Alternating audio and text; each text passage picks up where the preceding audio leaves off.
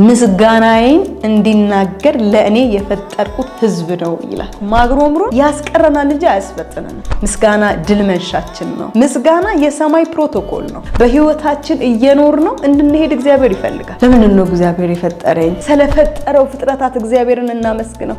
እንደዚሁ ስለወደደን ጌታ ልናመሰግነው ይገባል። ስናመሰግን በረከት ነው የሚከተለን። ማንም ሊሰጠን የማይችለውን ነገር ሰጥቶናል፣ የዘላለምን ህይወት።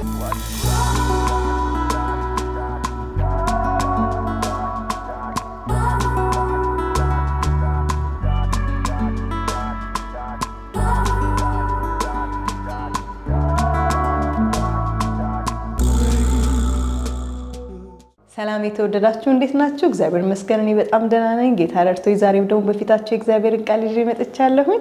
ዛሬም ደግሞ እግዚአብሔር በልቤ ላይ ያስቀመጠው ቃል አለ። በዚህ ቃል ውስጥ ደግሞ በእያንዳንዳችሁ ልብ ውስጥ የሚፈጠር ነገር እንዳለ አምናለሁኝ። መንፈስ ቅዱስ የእያንዳንዳችሁ ልብ እየነካ ለምስጋና እንደሚያነሳሳችሁ አምኜ በፊታችሁ ከእግዚአብሔር ቃል ይዤ መጥቻለሁኝ። ጌታ ኢየሱስ ይባረክ።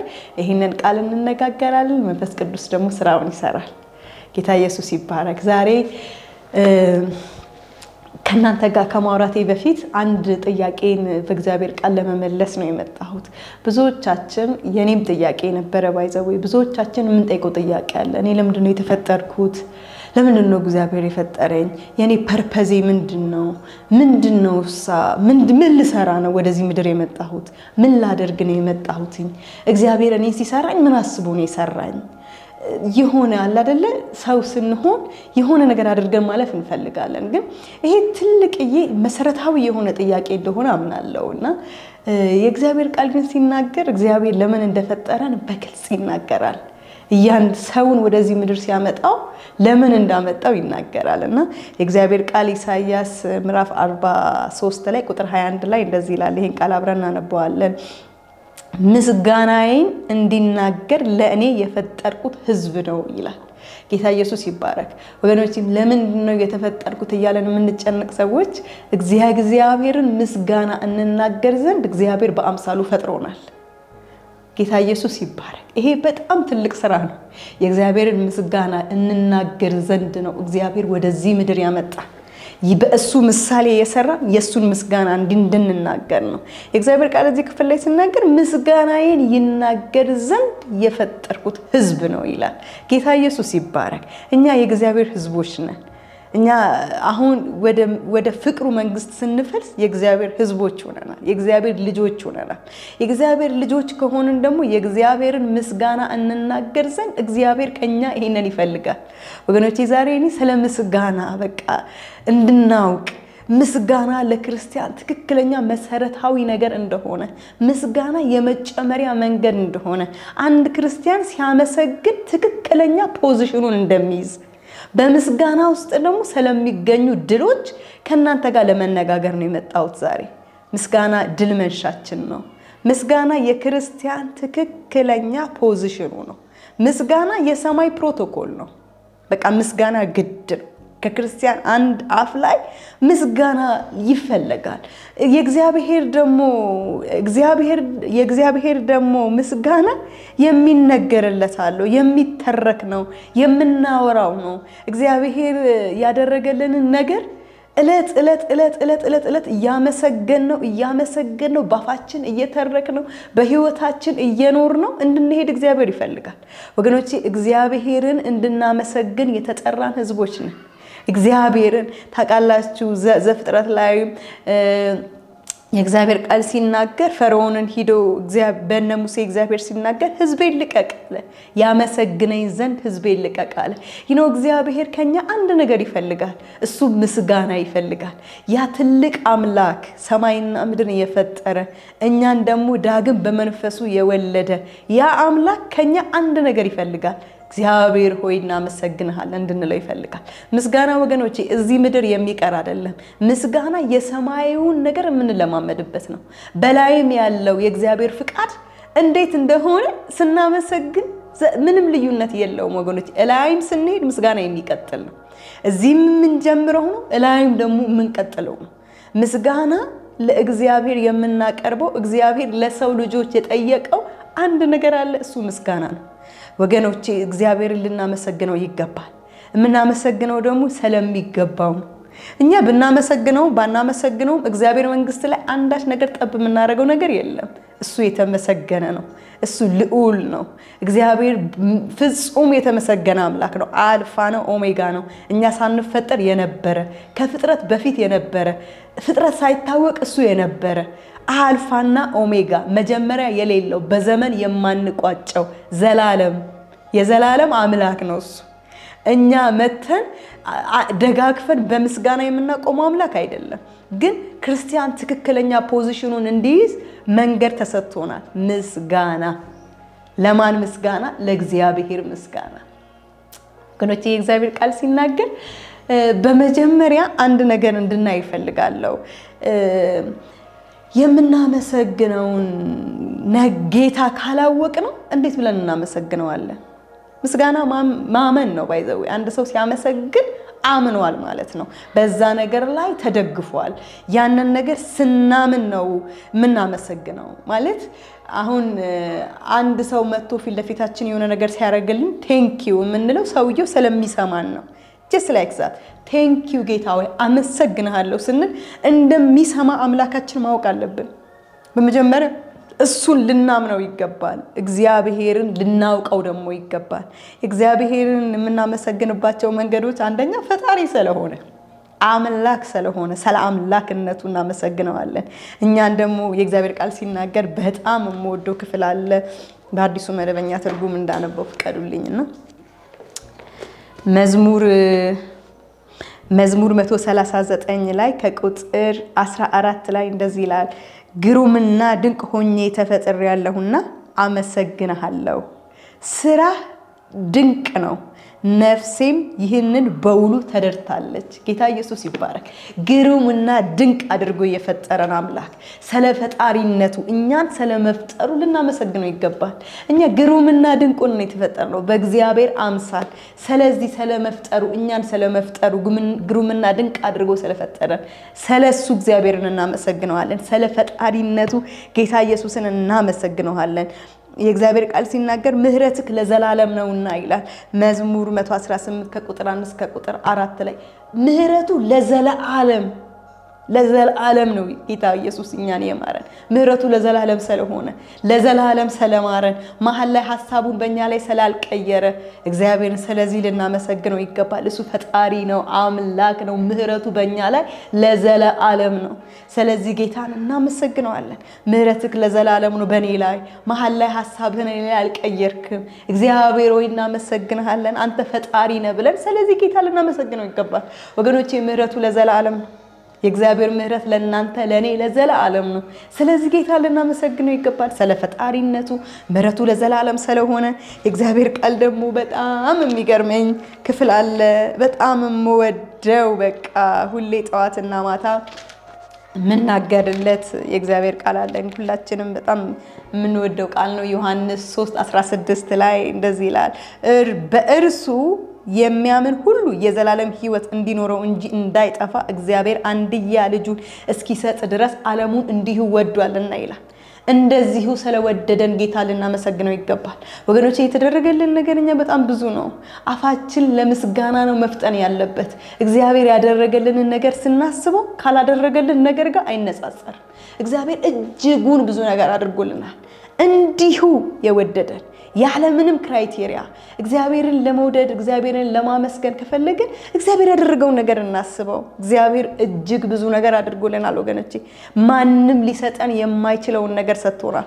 የዘላለምን ሕይወት እንደዚሁ በነፃ በማመናችን ብቻ እሱ ዋጋ ከፍሎበት እኛ ግን ዋጋ ሳንከፍልበት እግዚአብሔር እንደዚሁ የዘላለምን ሕይወት ሰጥቶናል። ስለሰጠን ስለ ዘላለም ሕይወት እግዚአብሔርን ልናመሰግነው ይገባል ወገኖቼ። እግዚአብሔር ሆይ አመሰግንሃለሁ ስለሰጠኸኝ የዘላለም ሕይወት። እግዚአብሔር ስላደረገልን ነገር አመስግነን አንጨርስም። በእውነት እግዚአብሔር ያደረገልንን ነገር ስናስብ ካላደረገልን ነገር እጅጉን በጣም ጥቂት ነው ወገኖቼ። እግዚአብሔርን ስለዚህ ልናመሰግነው ይገባል። ኢየሱስ ድንቅና ግሩም አምላክ ነህ እያለ አንድያ ልጅን ስለሰጠህን እያለ ስንቱን አውርተን ስንቱን እግዚአብሔርን የምናመሰግንበትማ እጅጉን ብዙ ነው። ነገሩ ስለተቀየረብን ነው። እኔ አሁን አንዳንድ ጊዜ በጣም ይገርመኛል። የእግዚአብሔር ቃል ሲናገር ኤፌሶን 5:17 ላይ ራሱ እናንብበው። የእግዚአብሔር ቃል ስለሆነ የእግዚአብሔር ቃል የከበረ ስለሆነ እናነበዋለን። ኤፌሶን 5:18 ጀምር ያለውን አነበዋለሁ። መንፈስ ይሙላባችሁ እንጂ በወይን ጠጅ አትስከሩ፣ ይህ ማባከን ነውና በመዝሙርና በዝማሬ በመንፈሳዊ ቅኔ እርስ በእርስ ተነጋገሩ፣ ለጌታ በልባችሁ ተቀኙና ዘምሩ። ሁል ጊዜ ስለ ሁሉ በጌታ በኢየሱስ ክርስቶስ ስም አምላካችንንና አባታችንን ስለ ሁሉ አመስግኑ። ወገኖቼ እግዚአብሔርን የምናመሰግነው ስለ አንዱ አይደለም፣ ስለ ሁሉ ስላልሆነልንም ስለሆነልንም ነገር እግዚአብሔርን እናመሰግነዋለን። እንደ አብርሃም ይስሐቅም ሳይኖር አመስግኖት ያውቃል። ይስሐቅም ከመጣ በኋላ አመስግኖት ያውቃል። ነገርም መጥቶ ነገርም ቀርቶ እግዚአብሔርን ልናመሰግነው ይገባል። ነገሩ ከመጣ በኋላ ማመስገን የለብንም። ነገሩ ሳይሆን ራሱ እግዚአብሔርን ልናመሰግነው ይገባል። ለምን የእግዚአብሔር ቃል ሲናገር እንደዚህ ይላል።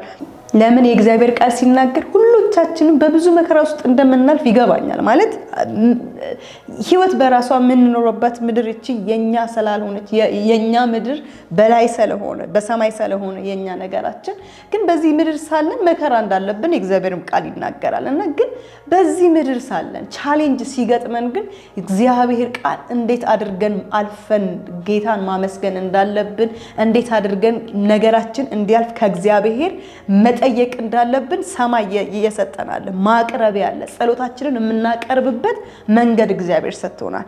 ላንብብላችሁ። ፊልጵስዩስ 4 ከቁጥር 6 ጀምሬ አነበዋለሁ። ጌታ ቅርብ ነው። በነገር ሁሉ በጸሎትና በምልጃ ከምስጋና ጋር በእግዚአብሔር ዘንድ ልመናችሁን አስታውቁ እንጂ በአንዳች አትጨነቁም። አእምሮንም ሁሉ የሚያልፍ የእግዚአብሔር ሰላም ልባችሁንና ሐሳባችሁን በክርስቶስ ኢየሱስ ይጠብቃል። ይኸውላችሁ ወገኖቼ በምልጃ ከምስጋና ጋር የምናቀርበው ጸሎታችንን ከምስጋና ጋር ነው። ያስጨነቃችሁ ነገር ካለ ስታቀርቡት የምታቀርቡት በማግሮምሮም ውስጥ ሳይሆን ከምስጋና ጋራ ነው የምናቀርበው። እግዚአብሔር ወደ እሱ ስንጸልይ የሚሰማው ጸሎት የማግሮምሮምን ጸሎት እግዚአብሔር አይሰማም። ለምን አይተናል? እስራኤላውያን በምድረ በዳ ሲቀሩ አይተናል። ሲያግሮመርሙ ወደ ተገባላቸው ተስፋ ቃል ውስጥ ሳይገቡ ሲቀሩ አይተናል በምድረ በዳ። ወገኖቼ ልንገራችሁ፣ ማግሮምሮም ያስቀረናል እንጂ አያስፈጥነንም። እግዚአብሔርን ደግሞ በማግሮምሮም ውስጥ አናንቀሳቀሰውም። ሰማይ አይሰማም። ይሄንን እኔማ አይሰማኝም፣ እኔማ እንደዚህ ነው፣ እኔ ላይ ምናምን ፊቱን አዙሯል። እግዚአብሔር ማን ብለ ፊቱን አያዞርም። በክርስቶስ ኢየሱስ ዳግም ተወልደን ሰማይ እንዲሰማን ከፈለግን የሰማይን ጆሮ ወደኛ ማድረግ ከፈለግን አመስግኑ። የእግዚአብሔር ቃል ሲናገር ከምስጋና ጋር አቅርቡ እንጂ በአንዳች አትጨነቁ ይላል። ኦፍ ኮርስ እኮ እንጨነቃለን። ይገባኛል። ሰው ነኝ እኔ አውቃለሁ። እግዚአብሔርም ያውቃል። ሰው ሆኖ ነው ኑሮልን የሄደው። ያውቃል የኛን ግን አለው በቃ ወይ አለው። በእኝኝኝ ምንም ነገር ማግኘት አይቻልም። በምስጋና ውስጥ ግን የእግዚአብሔርን ብሌሲንግ እናገኛለን። ያስጨነቀንን ነገር አልፈን እንሄዳለን። እግዚአብሔር መንገድ ሰጥቶናል። ከምስጋና ጋራ ጸልዩ ሰማለሁ። የተጨነቀው ልባችሁ ይረጋጋል። እንደዚህ ይላል እኮ ልባችሁን እንደዚህ ይላል አእምሮአችሁን ሁሉ የሚያልፍ የእግዚአብሔር ሰላም ልባችሁን ሐሳባችሁን በክርስቶስ ኢየሱስ ይጠብቃል። አያችሁ፣ ሐሳባችሁን ልባችሁን እግዚአብሔር ሊጠብቅ ቆሟል። ግን ስትጸልዩ ከምስጋና ጋር ጸልዩ። የዛን ጊዜ አትጨነቁ ያለው ጌታ ልባችሁን ሊያረጋጋ ቆሟል ማለት ነው። አይምሯችሁን ሊያስተካክል፣ ልባችሁን ሊያስተካክል በጸሎታችሁ ውስጥ ፔኔትሬት አድርጎ ይገባል ማለት ነው። ክርስቲያን ጸሎቱን ከምስጋና ጋር ምንድነው ያስጨነቀሽ? ያስጨነቀሽን ይዘሽ በምልጃ ከምስጋና ጋር በእግዚአብሔር ፊት ውደቂ። እግዚአብሔር የዛን ጊዜ ጆሮ ወደ አንቺ ይሆናል። በማግሮምሮም የእግዚአብሔርን ብሌሲንግ ማግኘት በፍጹም አይቻልም። ተምረናል። የእግዚአብሔር ቃል ደግሞ እንድንማርበት ነው የተጻፈው። ሲያግሮምሩም ምን እንደሆኑ አይተናል። እግዚአብሔር ማግሮምሮምን አይሰማም። እግዚአብሔር ግን ምስጋናን ግን ይሰማል። ወገኖቼ እና የእግዚአብሔር ቃል ሲናገርም እንደዚህ ይላል፣ በመጀመሪያ መንግስትና ጽድቁን ፈልጉ እንጂ ሌላው ነገር ይከተላችኋል። ሌላው ነገር ጭማሪ ነው። በመጀመሪያ ልንፈልገው የሚገባል መንግስትና ጽድቅ የሚባል እኔ ዘጸአት 33 ቁጥር 4ን ሳነብ በእውነት ልቤ በጣም ነው የተነካው። በጣም የእግዚአብሔር ቃል እንደዚህ ይላል። ይኸውላችሁ አብዝተን ምድራዊውን ነገር በተመለከትን ጊዜ የተደረገልን በክርስቶስ ኢየሱስ የተደረገልን ነገር ማሰብ እናቆማለን። ይሄ የሰው ባህሪ ነው ማለት አይምሮአችን አብዝቶ ለምድራዊው ነገር ላይ በጣም የሚጨነቅ ከሆነ መንግስትና ጽድቁ መፈለግ ስለምናቆም ስኬት የክርስቲያን ስኬት ደግሞ መንግስትና ጽድቁ ስለሆነ ገንዘቡ ቢመጣ በረከቱ ቢመጣ ለመንግስትና ለጽድቁ ካልሆነ እግዚአብሔር ያነሰው ፕሮቫይድ ያደርገዋል ብዬ ማመን በጣም ይከብደኛል። ለምን እግዚአብሔር የምናገኘውን ሁሉ ለክርስቶስ ኢየሱስ ለወንጌሉ ስራ እንድናደርገው ይፈልጋል። ኤቭሪ ነገር ለምን ዓለምን ሁሉ በክርስቶስ ኢየሱስ መጠቅለል ከሆነ የእግዚአብሔር አቃድ እኛ ደግሞ በኩር ወንድማችንን ኢየሱስን ከሆነ መምሰል የምንፈልገው ኢየሱስ ማድረግ የሚፈልገው በመድር ላይ የእግዚአብሔር አምባሳደሮችን ሊያበዛ ነው የመጣው። እኛ የእግዚአብሔር አምባሳደር ከሆነን የክርስቶስን ሐሳብ ነው የምናስፈጽመው። ስለዚህ ወገኖቼ ለዛ ነው የእግዚአብሔር ቃል ሲናገር በመጀመሪያ አለ መንግስትና ጽድቁን ፈልጉት ሌላው ነገር ይጨመርባችኋል። የእግዚአብሔር ቃል ሲናገር እዚህ ላይ በጣም የሚነካኝ ክፍል አለ። እንደዚህ ይላል ከቁጥር 4 ጀምሬ አነበዋለሁ። ያው የእግዚአብሔር ቃል እዚህ ጋር ሲናገር አንድ የሚናገረው ነገር አለ። ያው እንደምናውቀው እስራኤላውያኖች በደሉ፣ እግዚአብሔርም ተቆጣ። ከዛ ከፊታቸው እኔ አልወጣም፣ ስለዚህ ሙሴ መልአኬን እልካለሁ፣ ግን አንተ ወተትና ማር ወደምታፈልሰው ምድር ይገባሉ፣ ግን እኔ ግን አብሬያቸው አልወጣም። ከነዚህ ደንዳና አንገተ ደንዳና ህዝብ ጋር አብሬ አልሄድም፣ ግን መልአኬን እልካለሁ፣ ይውጡ፣ ወተትና ማር ወደምታፈልሰው ምድር ይግቡ ብሎ እግዚአብሔር ይናገራል። በዚህ ጊዜ በጣም የሚነካኝ ክፍል እንገራቸው። ህዝቡም ይላል ህዝቡም ይህንን ክፉ ወሬ በሰማ ጊዜ ህዝቡም ይህንን ክፉ ወሬ ሰምተው አዘኑ፣ ከእነርሱም ማንም ጌጡን አልለበሰም ይላል። ወገኖቼ እኔ ዛሬ ይሄንን በጣም መናገር የምፈልገው ይሄንን ነው። ህዝቡም ይሄንን ክፉ ወሬ በሰሙ ጊዜ እግዚአብሔር አብሯቸው ከፊታቸው እንደማይወጣ በሰሙ ጊዜ ግን በረከቱ እኮ አለ። ወተትና ማር ወደምታፈልሰው ምድር ይገባሉ። በማን በመላእክ እየተመሩ አልፈለጉም። አይገርማችሁም? ለእግዚአብሔር ህዝብ እግዚአብሔር ያልቀደመበት ነገር ክፉ ወሬ ሊሆን ይገባል። በረከት ሊሆንበት አይገባም። የእውነቴን አይገባም። ይሄው እስራኤላውያን ይሄን ክፉ ወሬ በሰሙ ጊዜ አያችሁ፣ እግዚአብሔር ያልቀደመበት ነገር ክፉ ወሬ ነው ሊሆንብን የሚገባው። በረከትም ቢሆን ጌታ ከሌለበት ክፉ ወሬ ነው ሊሆን የሚገባው። ልናመሰግንበት አይገባም።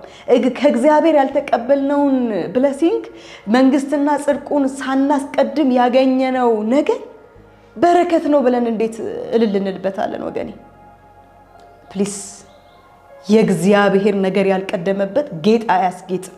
እስራኤላውያን ጌጣቸውን ደበቁ። አይገርማችሁም? አልለበሱም፣ እግዚአብሔር አብሯቸው ስለማይቀድም። ግን እኮ ያ በረከት አለ። ወደ ተነገረላቸው በረከት እኮ ይገባሉ አለ፣ ግን እምቢ አሉ። ወገኖቼ እግዚአብሔር የሌለበት በረከት እኮ በረከት አይደለም።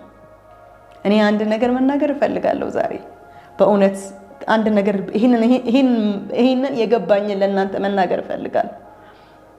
እውነት አንዳንዱ በረከት ከእግዚአብሔር የተቀበልነው ነው እልል እያለን እልል የምንልበት? እስኪ ይሄን ለራሳችሁ ለልባችሁ ጥያቄ ሆኖ ተዋዋለሁ። መንግስትና ጽድቁን አስቀድመን ያገኘነው ከሆነ ኦፍ ኮርስ እግዚአብሔር በዚህ በረከት ከብሯል። ወገኖቼ እግዚአብሔር እኮ አንዳንዱን ነገር እኮ አልሰጥም ሲል ወይኔ ተብለን ምስጋናችንን የምንተውበት አይደለም። አያችሁ እዚህ መጽሐፍ ላይ ወተትና ማሩ አለ፣ ግን እግዚአብሔር ስለሌለ ክፉ ወሬ ሆነባቸው። በኢየሱስ ስም እግዚአብሔር የሌለበት በረከት ለቅዱሳን ክፉ ወሬ ይሁን። በእውነት እግዚአብሔር የማይከብርበት በረከት፣ እግዚአብሔር የማይታይበት በረከት ለክርስቲያኖች ለኛ ለወንጌል አማኞች ክፉ ወሬ ነው ሊሆንብን የሚገባ እንጂ መድረክ ላይ ቁመን ልንመሰክረው አይገባም። እግዚአብሔር ያለበት እግዚአብሔር የቀደመበት መንግስትና ጽድቁ የቀደመበት ያ በረከት ግን የእግዚአብሔር ምስጋና ታመጣለች። ምስጋናችንን እናስተካክል። ስለተደረገልን ብቻ አይደለም እግዚአብሔርን የምናመሰግነው፣ ስለ ፈጣሪነቱ፣ ስለ አምላክነቱ፣ ስለ መሐሪነቱ። ይሄው እስራኤላውያንም ቢያሉ ይሄ ክፉ ወሬ ነው አሉ። እንዴት በዚህ እናመሰግናለን? እግዚአብሔር ከፊታችን ሳይወጣ መልአክ እንኳን ቢሆን አያችሁ ለነሱ ክፉ ወሬ ሆነባቸው።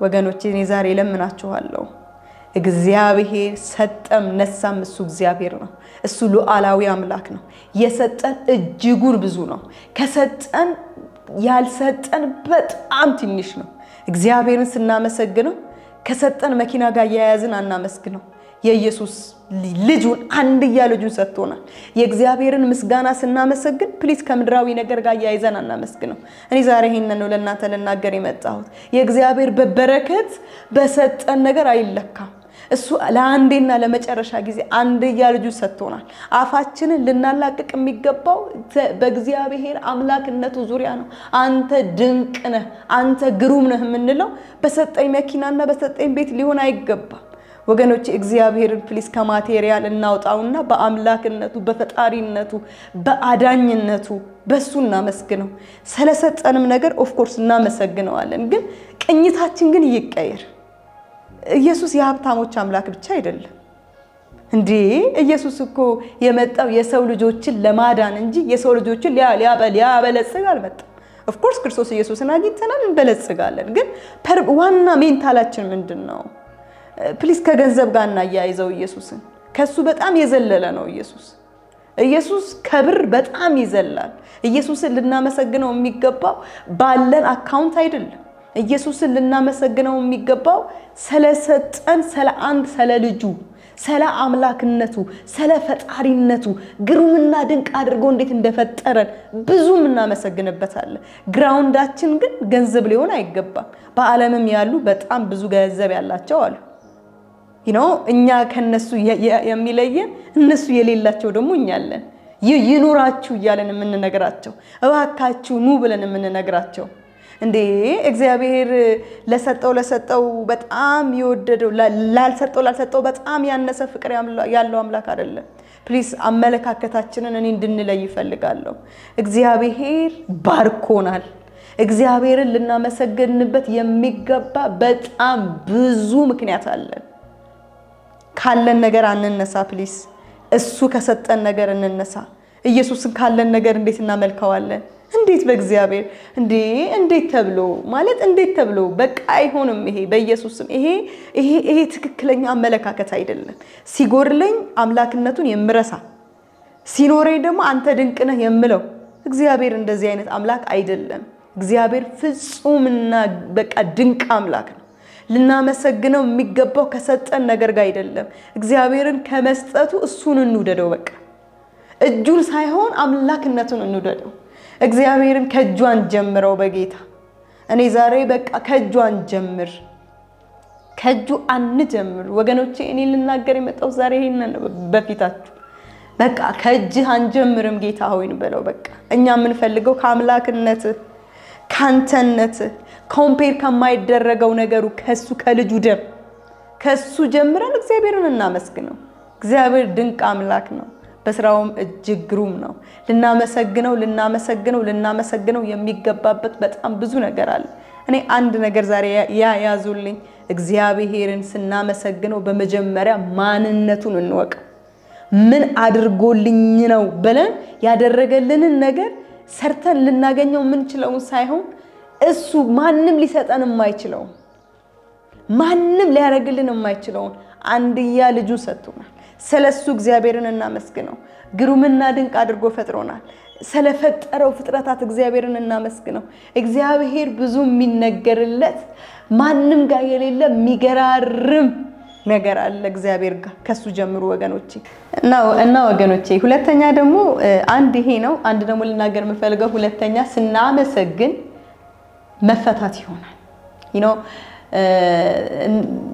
በእስር ቤት ሳሉ ጳውሎስና ሲላስ በሚዘምሩበት ታይም እግዚአብሔርን በሚያመሰግኑበት ሰዓት መፈታት ሆነ አይገርማችሁም ከጃቸው የታሰሩበት ሰንሰለት ተፈታ የነሱ ብቻ ደግሞ አይደለም የሌሎችም ሰንሰለት ተፈታ የወይኒው መሰረት ተናወጠ ይላል ምስጋና መፈታትን ያመጣል አርነትን ያመጣል ስናመሰግን አርነት እየወጣ ነው ስናመሰግን እግዚአብሔር ሆይ እኔ አልችልም አንተ የኔን ነገር ያዘው እኔ አቅም የለኝም አንተ ደግሞ የኔን ነገር ተቆጣጣር ስንለው እግዚአብሔር ደግሞ ይነቃነቃል እግዚአብሔርን በምስጋና ነው የምናነቃነቀው እግዚአብሔር ደግሞ ምስጋናው የሱ ስለሆነ ምስጋናው ሊወስድ ይመጣል ይቀበላል እግዚአብሔር ምስጋናውን በመልአክ አንሰጠውም።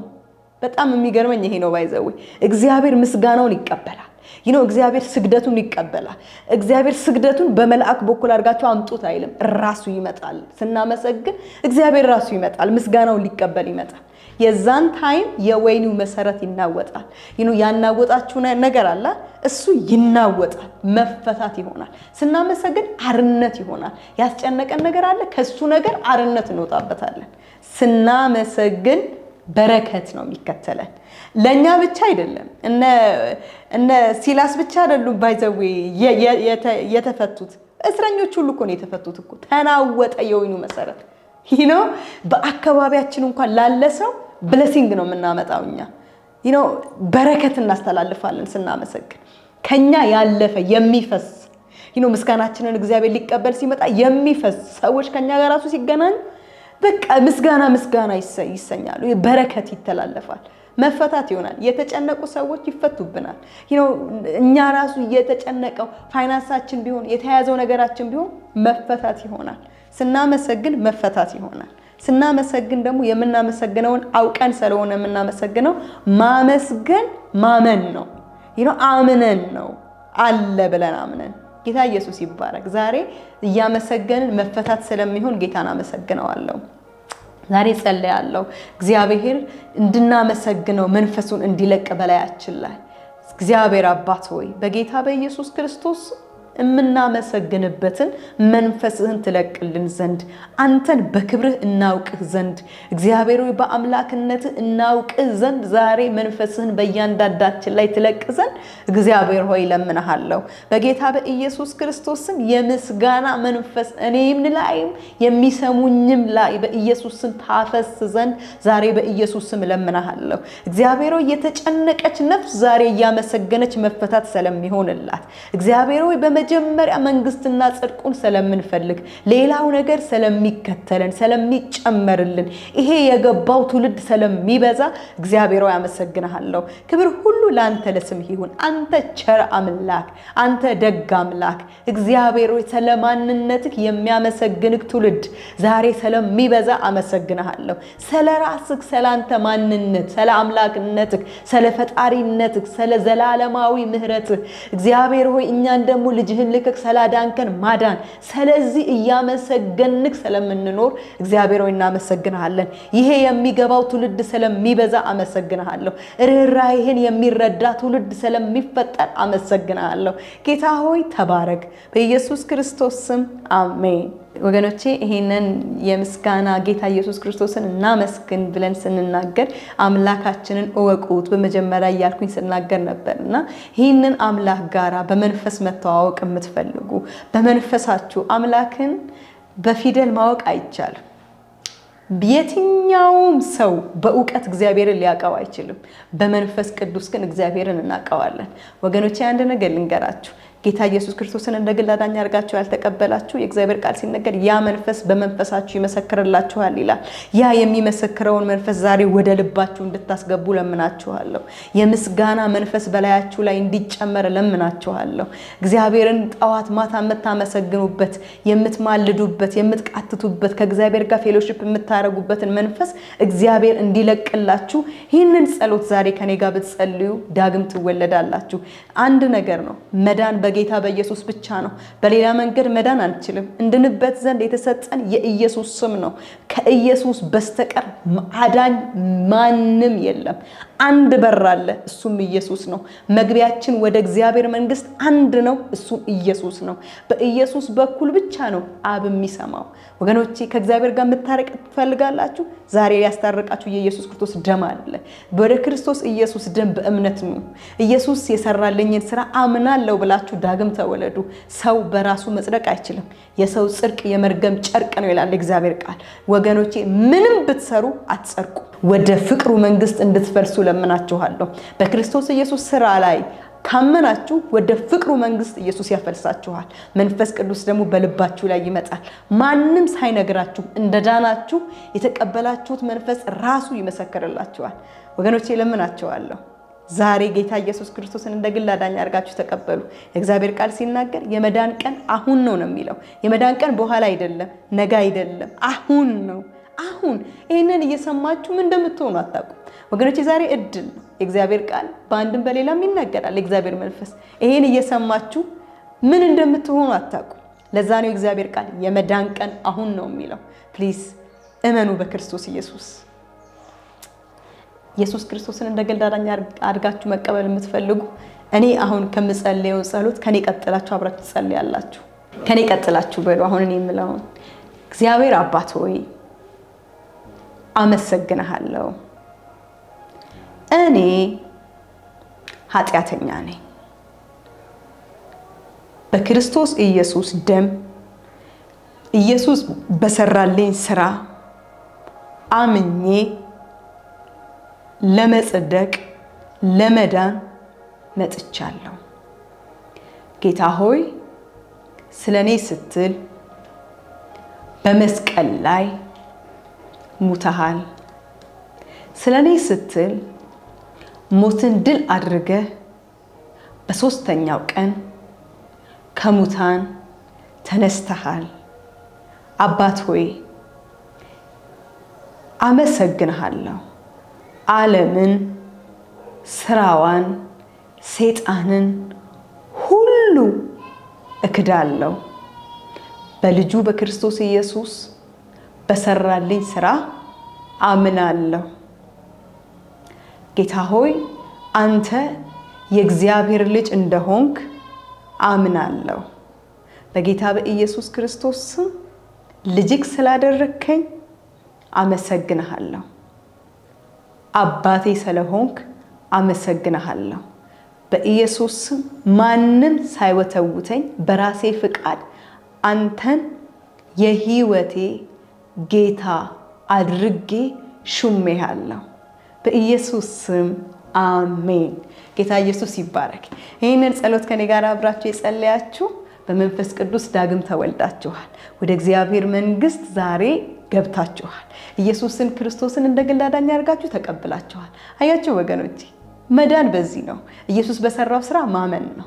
ወገኖቼ ግን ኢየሱስ በሰራው ስራ አምናችኋል፣ ዳግም ተወልዳችኋል። ዛሬ ከመንፈስ ቅዱስ ዳግም ተወልዳችኋል። አንድ ነገር ግን ልነግራችሁ ፈልጋለሁ። እንዴት አድርጋችሁ ይሄንን ነገር ማስቀጠል እንዳለባችሁ፣ እንዴት አድርጋችሁ መጽሐፍ ቅዱስ ማንበብ እንዳለባችሁ፣ እንዴት አድርጋችሁ ከእግዚአብሔር ጋር ፌሎሺፕ ማድረግ እንዳለባችሁ እታች ባለው አድራሻ ላይ ኮንታክት አድርጉን።